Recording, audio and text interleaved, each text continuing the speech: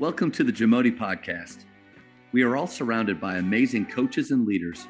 So let's get an inside look at not just what they do, but how they do what they do. After all, becoming the best versions of ourselves is JAMODI, just a matter of doing it. Coaches, the JAMODI podcast is powered by Shoot 360.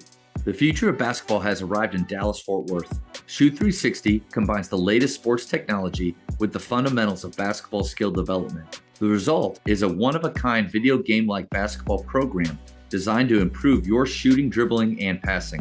Visit shoot360dfw.com to learn more and register for your free 1-hour workout evaluation. Shoot 360, the future of basketball is here. Speaking of standards and pillars, does the game of life lessons, do those lead into the standards and pillars of your games or of your team? Are they separate? And how does that work? Everything relates to our standards. Everything relates to what we're building on. So, for example, two of our primary pillars that we have is attitude. Life is 10% what happens, 90% how you respond to it. It's much easier said than done. Yes. But mistakes are going to happen in the game. Turnovers are going to happen. There's never been a perfect game ever played, but it's about, focusing on the non-negotiables. What areas can we not make mistakes in, and holding them accountable to that. And then with the attitude, it's like, hey, you may have made a mistake on this end, turned it over, but that ball's coming right back this way. So you can't live in that moment. You got to go on to the next play right there. So we talk about attitude, ups and downs. It's not just the lows. I mean, it's the highs too. You can't sit there and get a dunk and then be waving your hands up in the air and all of a sudden the ball's going in the other direction. I mean, so you got to have that nice balance. It's not to say that we don't want our guys to be happy or ticked off, because that's emotion. You can have that, but you can't let it bleed over to where you're not doing the next thing that you got to do. So that's a big one for us with attitude. And that kind of bleeds into one of my own philosophies, which is state of mind. It's a nice little poem. If you think you're beaten, you are. If you dare not, you won't. You like to win, but don't think you can. It's almost a sense you won't. Bunch of other lines with that too, but that was something my mom recited to me pretty much after every single game. Just bled into my core. But state of mind is something. It's power of positive thinking. What are your thoughts? That leads into a lot of other things. The other pillar that we have is approach. How you go about handling your business, and this kind of has some different factors with it. But basically, our approach is 1%. If you think you've done enough, do just a little bit more. And that ties into life as well. Hey, if you think you've done enough at your house, do 1% more. Do a little bit more, make your wife a little happier, make your kids a little happier. Laundry sitting on the floor. Hey, just do it. If the dishes are full, just get them done without her having to ask. Exactly. So, I mean, that goes into everything. If you feel like you've studied enough, just do a little bit more. Just spend a little bit more time, 5, 10, 15 minutes. I heard somebody talking about, the time of the day. And I think if you took 1% of the day, the hours in the day or something, you get like 14 point something minutes, which is like 15 minutes. So we used to kind of talk about, hey, 1% rule, be 15 minutes early to something, get 15 minutes extra. So that was kind of how we incorporated the 1%. And then also with approach goes with this kind of motto that I really like: good, better, best, never let it rest until your good is your better and your better is your best. So basically everything you're doing, you set goals, you're trying to, have a standard of goals that you meet. If you're able to meet those goals, okay, now, hey, go from good to better, raise the bar a little bit. If you're doing better, then raise it again. Try to always meet your goal, but keep striving for something more. So those are the two big things, attitude and approach, that we really try to get across to our guys. And they do a phenomenal job. I've been really impressed with how our season went last year, just the mentality the guys had, the togetherness they had. That gave me a lot of hope and optimism going into this year. That's a great point. How even when the wins aren't stacking up the way that we want, how our players are responding, how they're showing up, which is the attitude and the approach from day to day. I think that really gives us as coaches a lot of confidence and hope that we're moving in the right directions. I don't know if players if they realize how much impact they have or can have on our attitude and our response. Now, obviously, as the ones in charge and the ones leading the culture, We need to be setting those standards every day. But I like the idea of my players knowing that they affect me. And if we lose, but we have a great attitude throughout the game and none of those big culture breaking moments, and then our approach after of, did we get 1% better? Yeah, I think we did. So the score is irrelevant, fellas, and you see that in them and you feel that. I think that helps us know that we're moving forward instead of what can happen in wins and losses is, without realizing it, maybe we're staying in the same spot, which actually means we're moving backwards. You might lose a game you shouldn't have lost, but what's your approach going to be? Or you may have won a big game. What's your approach the next day? I mean, you got to be consistent, I think, as much as you possibly can, in those peaks and valleys. How are you managing? How are you approaching each situation? What are you learning from it? And then how are you letting go of it? And then moving on to the next day. Obviously, the attitude or the mistake response of your own players is really important.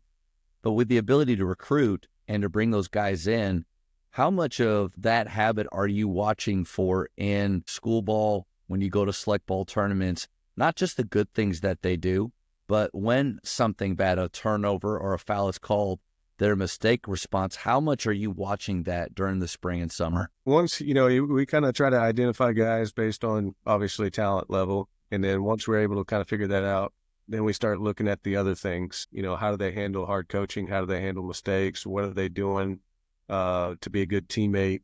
Those are big factors. At our level, we don't always have the ability to, have that much, take that much stock into some things, but we do value those. If we see a guy that's just hanging his head all the time, going to the end of the bench, not high-fiving anyone, probably not a guy that's going to really fit here. That's just the honest truth. Not a guy that would probably fit in most programs, but, we do value not necessarily the mistakes, because mistakes happen. They're all trying to get noticed. They're all trying to win games, so there's going to be those moments where they're going to be ticked off. How long do they stay in that? I think is what's more important. Are they staying into it while they're on the bench the whole time? Then they go back in and they keep it while they're on the court, or, they let it go, find a way to move on, listen to the coach, and then get back out there and try to just keep competing. I think that's the situation that so many of us think about when we talk about mistake response or attitude. You have a player that comes off the floor and they're a little bit upset about what just happened on. And again, it could be their own mistakes, could be officials, could be the fact that they're coming out of the game and they don't agree in that moment. When do you decide to address the breakdown in attitude or the 90% about how they respond? Do you do it in that moment? Do you choose to give them time? Do you wait later on to do that? And maybe it is depending on the situation, but when do you tend to do it?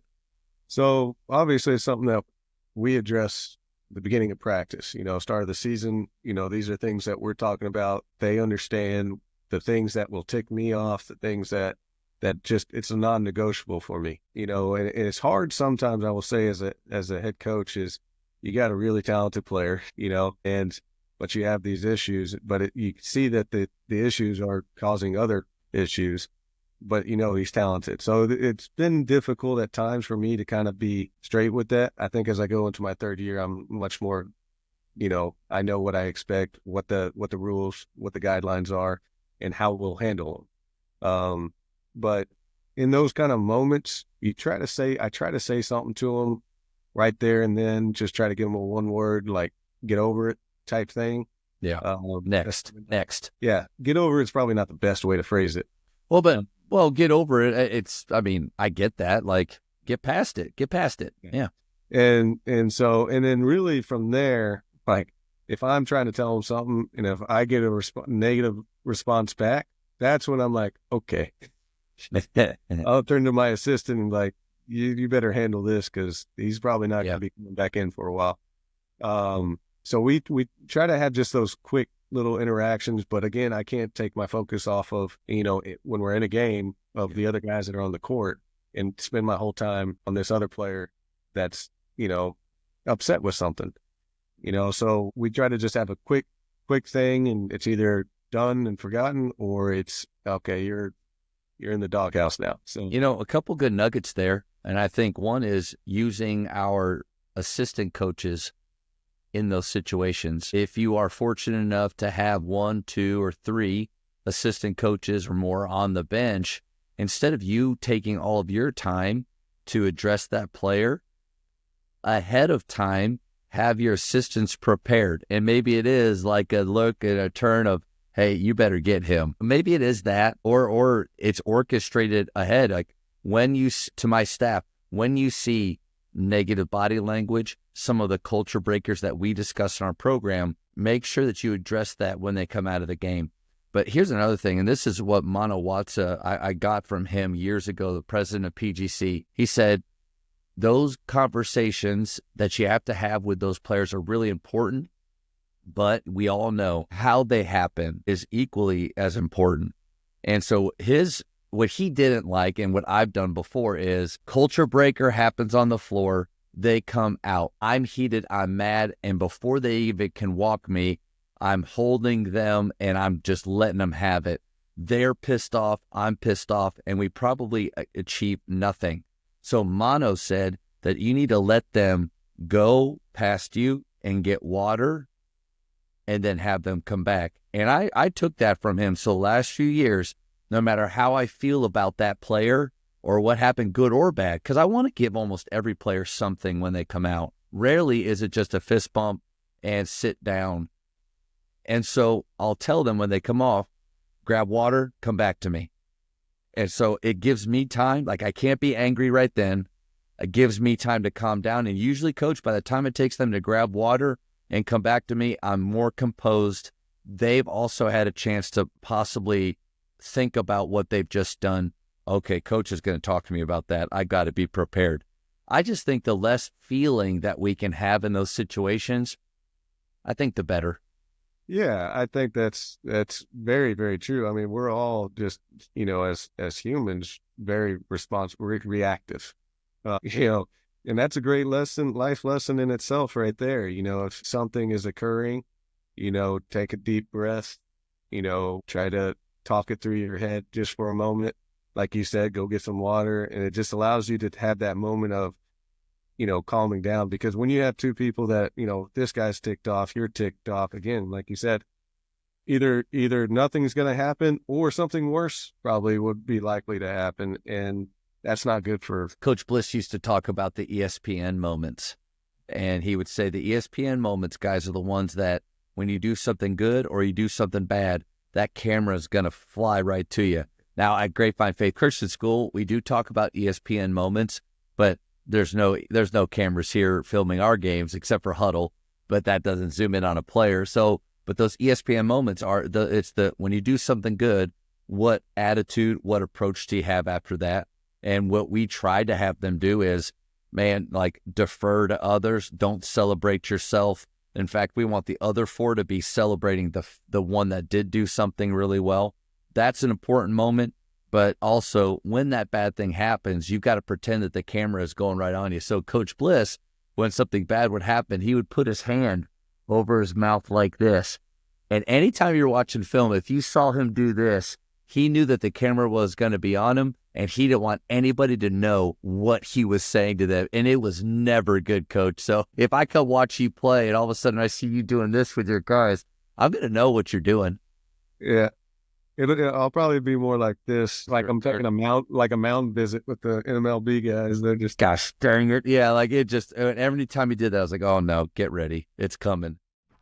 Thank you for checking out today's episode. Please take a moment to subscribe to this podcast, share it with your fellow coaches, and find us on social media for what's coming up next on the JAMODI podcast. It's just a matter of doing it.